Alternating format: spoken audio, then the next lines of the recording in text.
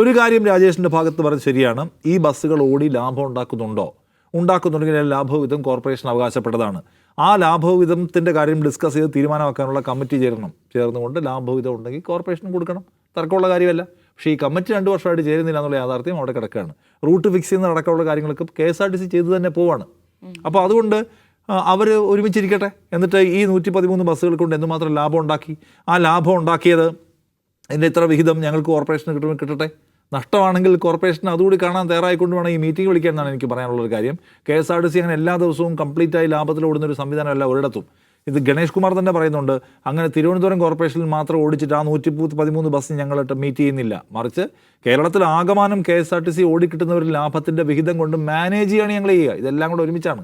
അല്ലാതെ ഈ ബസ്സുകൾ മാത്രം ഇത്ര ലാഭം എന്നൊരു സംവിധാനമില്ല. ഇതിൻ്റെ മെയിൻ്റനൻസ് കോസ്റ്റ് ഒക്കെ ഭയങ്കരമാണ്. പക്ഷേ ഇത് ബാറ്ററി എന്ന് വെച്ചാൽ ഭയങ്കര ചിലവ് വരുന്നതാണ്. ഇലക്ട്രിക് ബസ്സുകളാണല്ലോ, അത് മുഴുവൻ ചിലവാക്കുന്നത് KSRTC ആണ്. അത് കാണേണ്ട കാര്യമാണ്. അപ്പോൾ അതുകൊണ്ട് ഇതിന് രണ്ടിനും ഇടയ്ക്കൊരു മീറ്റിംഗ് പോയിന്റ് ഉണ്ടാക്കാൻ ഇവർ ശ്രമിക്കുന്നതായിരിക്കും നന്നാവുക. ഇപ്പോൾ രാജേഷ് ഈ പറയുന്നത് ഭയങ്കര BJPക്കാർ തന്നെ ചില ആളുകൾ പിന്തുണച്ചു വരുന്നു. അത് രാജേഷ് പറഞ്ഞതാണ് കറക്റ്റ്. രാജേഷ് ഇത് അധികാരം കാണിക്കാൻ തുടങ്ങിയിരിക്കുന്നു. ഇതാണൊരു ആണത്തമുള്ള മന്ത്രി വന്നിരുന്നു.